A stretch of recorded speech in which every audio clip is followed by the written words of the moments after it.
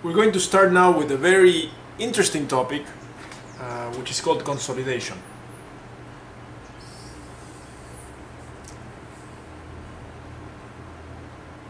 Clearly, it's important to know what the definition is, right? And it's important that you memorize this. It's very simple, really. So it's not a typical memorization where you may not know what you're memorizing. This is an engineering definition of a process, okay?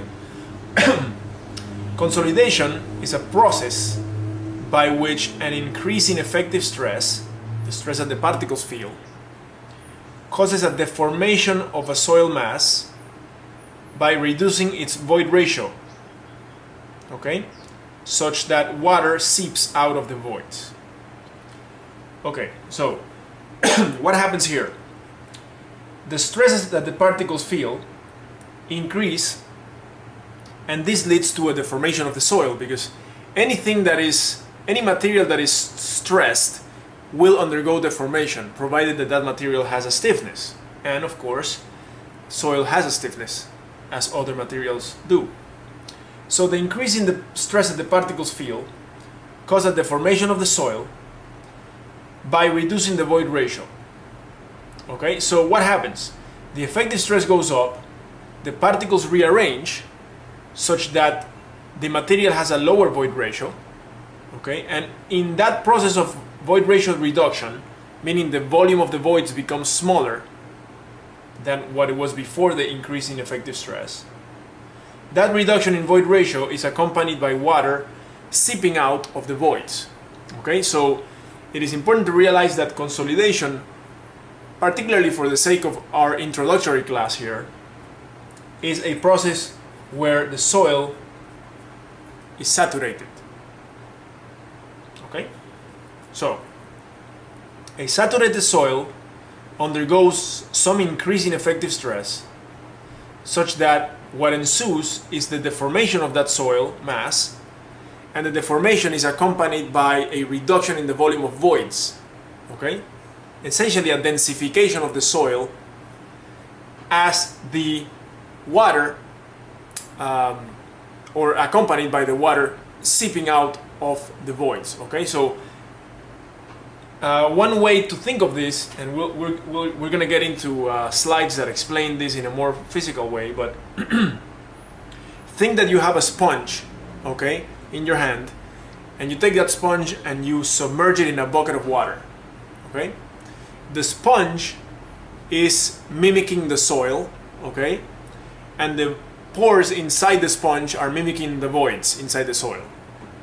So if you take this sponge and you place it inside a bucket of water, the water is going to flood all the pores, right?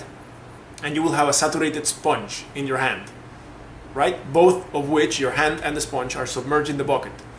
Now if you squeeze the sponge inside the bucket, the water that is, or some of the water that is present inside the sponge, is going to squeeze out into the bulk water in the bucket. The sponge does not become desaturated, right? The sponge still has a saturation equal to 1 after you squeeze it. But you can think of the sponge as being denser because you have squeezed it. You have reduced the volume of pores by squeezing it.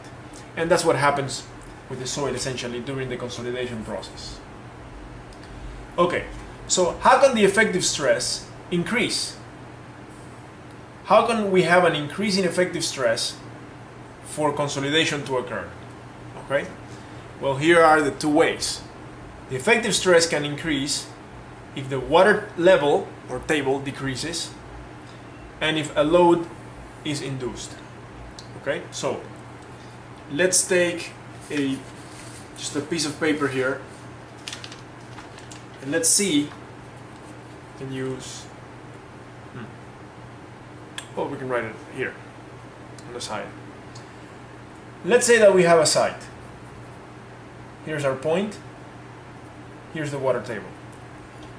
This actually, we should have a piece of paper, bigger piece of paper here. Okay, so let's say that we have a site. And here's a point. Water table is up here. Gamma is 20 kilonewton per meter cubed. Point A. Okay, this is a high plasticity clay. Rock down here. Let's say this is 10 meters. Okay. What is the effective stress at this point? We're going to consider for now and essentially for the whole process of consolidation in this course, we're going to talk about vertical stresses, and we're going to talk about why we consider those in a few minutes here. So the question is, what is the effective stress vertical at that point? Well, you know how to calculate that. The vertical effective stress at point A is equal to 20, the gamma, right? 20 times 10 minus, this is the total stress, right? And then U is 10 times 10, which is the pressure head, times gamma water, which is 9.81. This is 200 minus 100 or so. This is 100 kPa. Okay? All right. Now, what happens if the water table drops to this location here? 1 meter above the point. Then the new effective stress at point A would be what? It would be the gamma of the soil that is dry. Remember, we consider that the soil above the water table is dry, even though it may be moist, but we consider it to be dry. So let's say gamma is equal to 18. That would be that is my assumption for the unit weight, the dry unit weight of the soil up here, given the water table there. That times 9 plus 20 times 1, that's the 1 meter of saturated soil above the point, minus 10 times 1, which is the pressure head, times 9.81. Okay? This is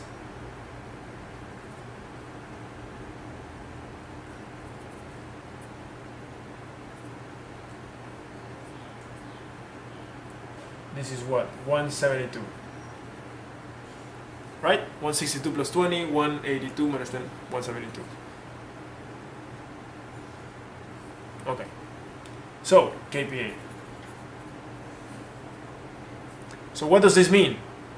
Look, if the water table drops, the effective stress rises. In this case, if the water table drops 9 meters, the effective stress rises by 72 kPa. That increase in stress, that delta sigma, which is 72 kPa in this case, 100 minus 172, 72, that delta sigma prime is going to cause consolidation of the soil from this point all the way down to the rock. Okay? So we are talking about the water table being reduced anywhere above the point, okay, in question. That is one way the effective stress can increase at a point. Okay? Now, clearly, the effective stress at this point, or at any point, can also increase if we add another layer. Okay, let's say that we add another layer of soil. Let's say some fill, sandy fill. Okay, if we add some fill on top of the ground surface, then of course, if we calculate the effective stress here, to do that we would actually have to include this amount of soil with its gamma fill, right? And add it. Okay, so that's what we do. If there is a fill placed on top of the ground surface, then the effective stress will rise at any point below that. And or if the water table drops above the point, then there will be an increase in effective stress at that point.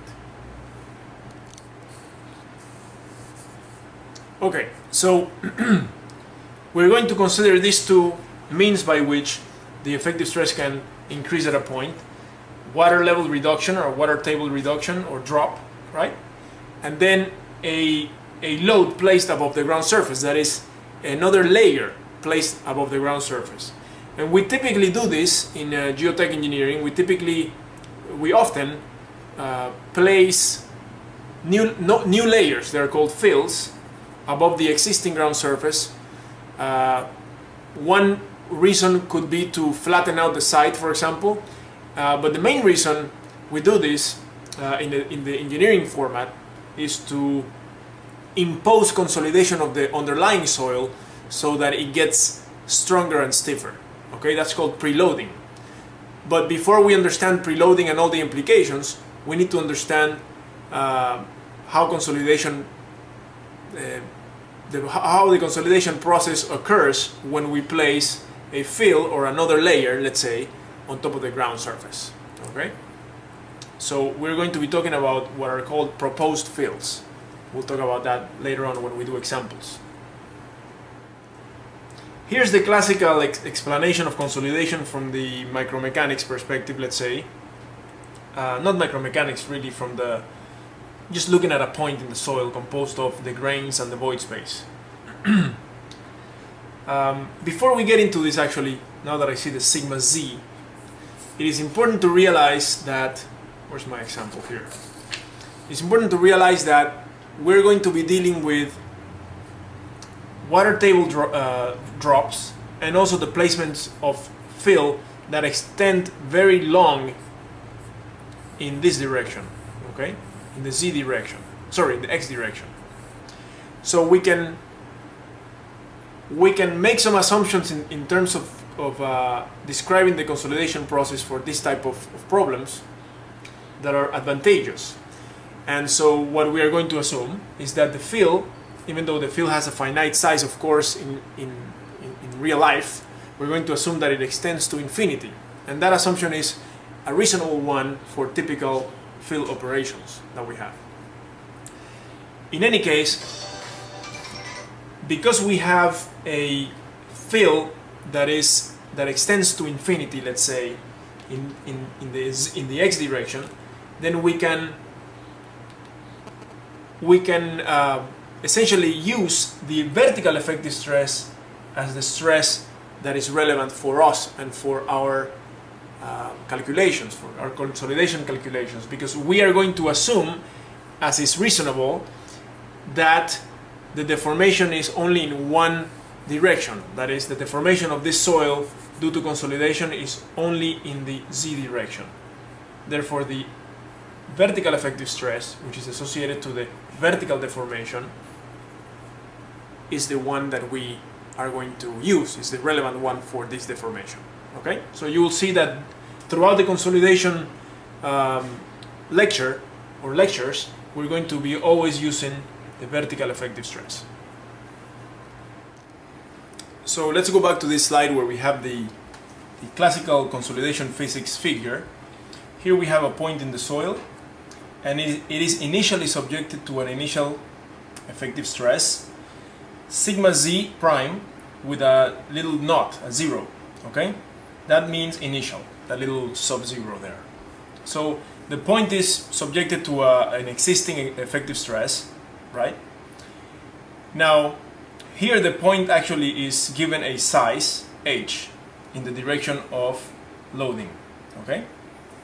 So what happens if there is an additional effective stress suffered by the point, like the ones the one we calculated in our example? Well, in that case, that additional sigma z prime, which is denoted here by two arrows, just like the initial effective stress is denoted by two arrows, right? That is added, that additional effective stress is added to the initial effective stress, such that the point suffers a final effective stress, sigma z f prime, okay, which is denoted by essentially two large arrows, which would be the sum of these two here and the sum of these two here. Those large arrows are not shown here, but it's fine. All this is showing is that you have a point at an existing effective stress, vertical state, and then an additional effective stress is imposed, right, by a fill or by a reduction in the water table, a drop in the water table location. And so the effective stress after that takes place is larger than the initial one. So what's going to happen is that there's going to be a deformation of the soil. And here, the formation is denoted by delta, and C is the letter used for consolidation. So this is the consolidation deformation, or sometimes called consolidation settlement. Okay? Now let's see what happens when we look at the phase diagrams. Remember phase relationships, where you had to draw phase diagrams? Okay, here's one phase diagram for this one, this point, and here's one phase diagram for that point. Before and after the imposing of the added effective stress, delta sigma z prime. Okay, initially what we have is, of course, a volume of voids and a volume of solids in the soil. Okay, clearly the volume of voids is full of water, because for consolidation to take place, the soil must be saturated. That is particularly for our cores, this course. Okay, now what happens when the additional effective stress is imposed? The deformation occurs, and so you have a phase diagram that looks like this. Okay, this implies that the volume of voids is smaller than before, but the volume of solids remains constant, of course, because the volume of solids is the volume of the grains, and the grains don't disappear throughout this process. What disappears is the volume of voids. Okay, not all of it, some of it. So you can associate this change in volume of voids to this deformation here, because the deformation is due to the reduction in void ratio, meaning the reduction in the volume of voids relative to the volume of solids. That's why here you have void ratio, and then here the change in void ratio. So the deformation due to consolidation can be associated directly to the change in void volume and or to the change in void ratio. Okay, here's the next slide, and this slide is a summary of a slide that you have seen before. And it's something that you should already know. It's basically should be common knowledge to you, which is what? Which is to find the hydrostatic pore pressure at a point. You know how to determine this because it's very simple, right? We have talked about it many times. It's the pressure head at the point, right? This is the point, that's the water table. That would be the pressure head, right? And that times gamma water gives you the hydrostatic pore water pressure. Okay, that's the one that we have always calculated. Now, here is where things become very interesting.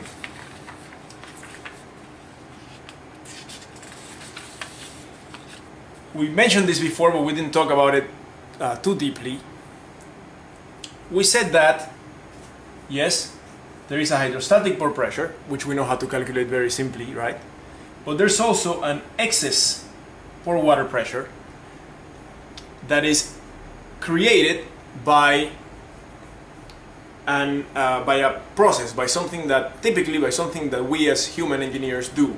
Okay, so when we construct the field, for example, on top of a soil site, let's say, we may induce pore pressures that are in excess of hydrostatic, meaning in addition to the hydrostatic pore pressures. Okay, so we may actually pressurize the water more than what it was pressurized before at a point because of construction operations.